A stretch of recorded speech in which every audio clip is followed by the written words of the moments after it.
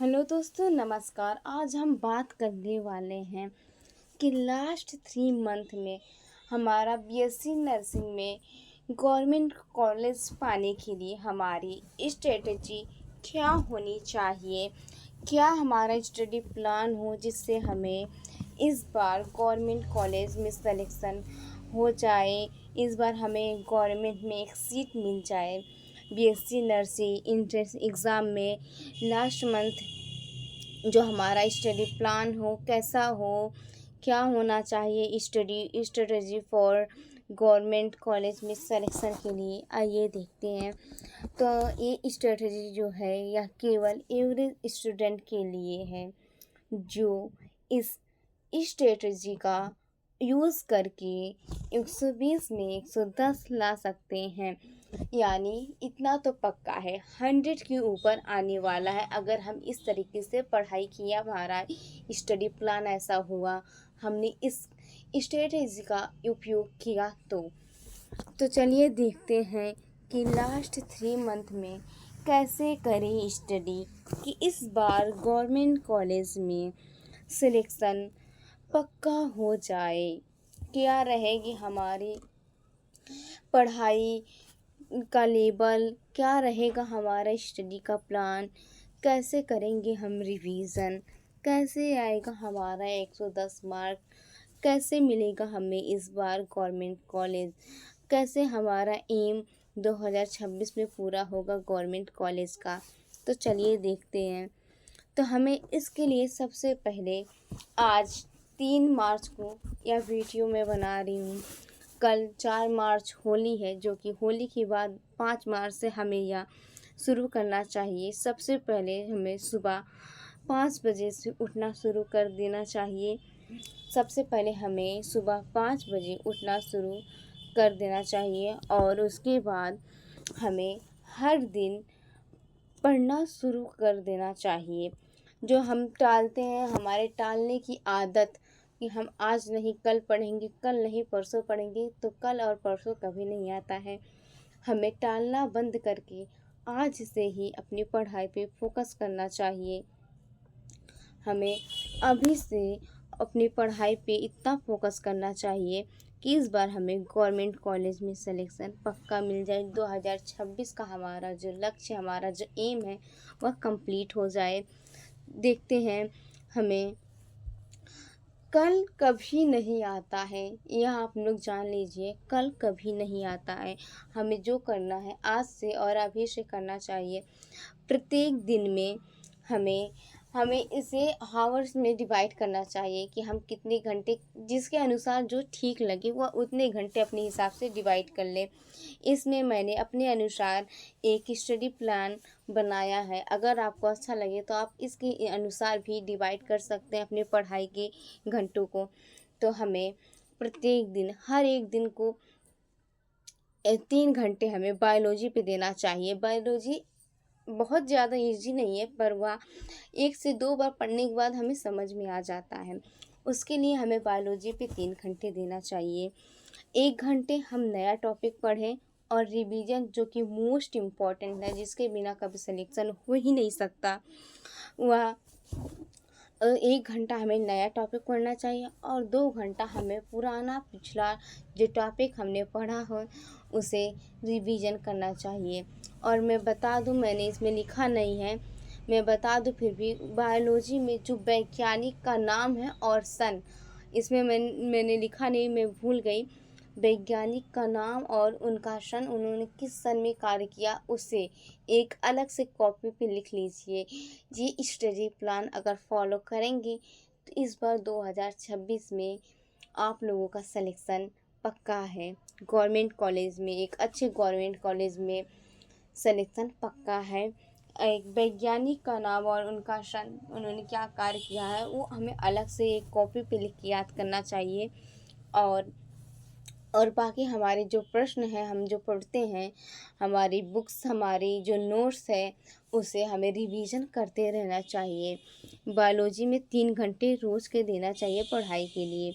और आगे चलते हैं, आगे ऐसे ही 3 घंटे केमिस्ट्री पे देना चाहिए। 1 घंटा केमिस्ट्री में नया टॉपिक पढ़ेंगे, 2 घंटा रिवीजन करेंगे। 2 घंटा रिवीजन करेंगे। और केमिस्ट्री में खासकर सबसे ज़्यादा इम्पोर्टेंट है नेम रिएक्शन। जितने भी chapter halo alkane, halo alkane, alcohol, phenol, ether और जितने भी चैप्टर की नेम रिएक्शन है मोस्ट इम्पॉर्टेंट, सभी नेम रिएक्शन बहुत ही ज़्यादा इम्पॉर्टेंट होती हैं। सभी नेम रिएक्शन को हमें एक कॉपी पर अलग से लिख के उनका नाम सब कुछ लिख के उन्हें याद करना, ताकि हमें नेम रिएक्शन में कभी कोई प्रॉब्लम ना हो। सभी नेम रिएक्शन को एक कॉपी पे अलग से लिख लीजिए, जिससे हमें कॉपी खोलते ही सारे रिएक्शन आसानी से याद हो जाएंगी। आगे देखते हैं फिजिक्स में क्या स्टडी रहनी चाहिए हमारी, क्या प्लान रहना चाहिए, क्या स्ट्रेटजी रहनी चाहिए। तो फिजिक्स में हमें फिजिक्स जो कि बहुत ही ज़्यादा डिफ़िकल्ट है, और हम बीएससी नर्सिंग वाले जो कि बायोलॉजी के स्टूडेंट होते हैं, मैथ पढ़े नहीं रहते हैं 11वीं के बाद, तो फिजिक्स में बहुत सी प्रॉब्लम आती है। मुझे भी फिजिक्स में बहुत प्रॉब्लम होती है, इसलिए सबसे ज़्यादा टाइम फिजिक्स को देना चाहिए। तो फिजिक्स का घंटा पढ़ने का 4 रखना चाहिए। 4 घंटे फिजिक्स की पढ़ाई की स्ट्रेटजी होनी चाहिए।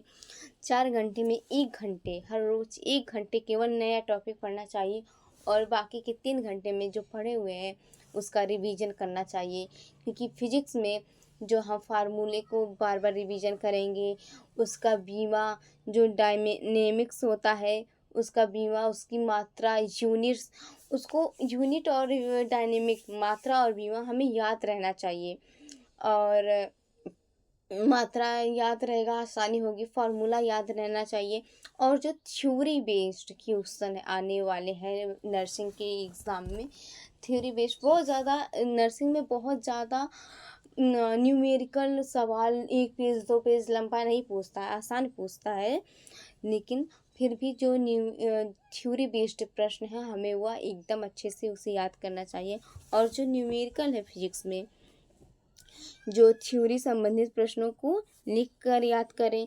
और सबसे जैसे मात्रक, यूनिट और बीमा जो डायनेमिक्स है और यूनिट्स को हमें एक अलग से कॉपी पे लिख के उसे याद कर लेना चाहिए। और जो न्यूमेरिकल है, ज़्यादा बड़े नहीं आते हैं न्यूमेरिकल, ये मैंने आप लोगों को बताया कि ज़्यादा बड़े नहीं आते, छोटे छोटे ही न्यूमेरिकल आते हैं। उन्हें अलग से उनकी एक कॉपी बनानी चाहिए न्यूमेरिकल की, उसमें सारा न्यूमेरिकल लगा हो, बहुत ज़्यादा हार्ड ना लेवल का ना हो, मॉडरेट हो, उसमें सारा न्यूमेरिकल होना चाहिए। और नर्सिंग एप्टीट्यूड बहुत ही ज़्यादा अच्छा सब्जेक्ट मेरा है, मुझे बहुत ही ज़्यादा पसंद है। नर्सिंग एप्टीट्यूड में हमें 2 घंटे देना है इस पर, क्योंकि इस पर ज़्यादा देने की ज़रूरत ही नहीं है। इसमें 1 घंटा नया टॉपिक पढ़ेंगे वही स्टडी प्लान के मुताबिक, और 1 घंटा रिवीजन करेंगे। रिवीजन जो कि मोस्ट इम्पॉर्टेंट है, बिना रिवीजन का हमारा सिलेक्शन होने वाला नहीं है, गारंटी है। और इंग्लिश में भी 2 घंटा देने की ज़रूरत है। 1 घंटा नए टॉपिक पे और 1 घंटा रिवीजन के लिए। और इंग्लिश इन सब में हमें अपने खुद से, जो मैं आप लोगों को क्वेश्चन बना के देती हूँ मॉडल पेपर, आप लोगों को उसको सॉल्व करते रहना चाहिए। क्योंकि वो मॉडल पेपर मैं बहुत ज़्यादा ढूंढ के लेके आती हूँ कि जो पिछले वर्ष क्वेश्चन किस प्रकार से आए हैं उन्हीं आधार पे मैं बनाती हूँ। और अगर हम इस तरीके से अपने एक दिन को हावर्स में बांट के 3 घंटे फिजिक्स पे, 4 घंटे फिजिक्स पे, 3 घंटे केमिस्ट्री पे, 3 घंटे बायोलॉजी पे, 2 घंटे नर्सिंग एप्टीट्यूड पे और 2 घंटे इंग्लिश पे, ऐसे डिवाइड करके रिवीजन करेंगे और 1 घंटे नया नया टॉपिक पढ़ेंगे, तो इस पर हमारा सिलेक्शन 101% हो जाएगा। और इस तरह पढ़ने की स्ट्रेटेजी जो है बनाएं और रिवीजन ज़्यादा से ज़्यादा करें, तो हर एवरेज स्टूडेंट के 100 से ऊपर मार्क्स आएंगे पक्का।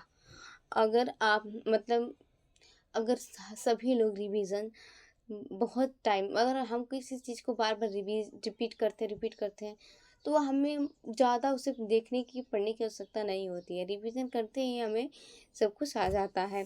तो रिवीजन मोस्ट इम्पॉर्टेंट होने वाला है।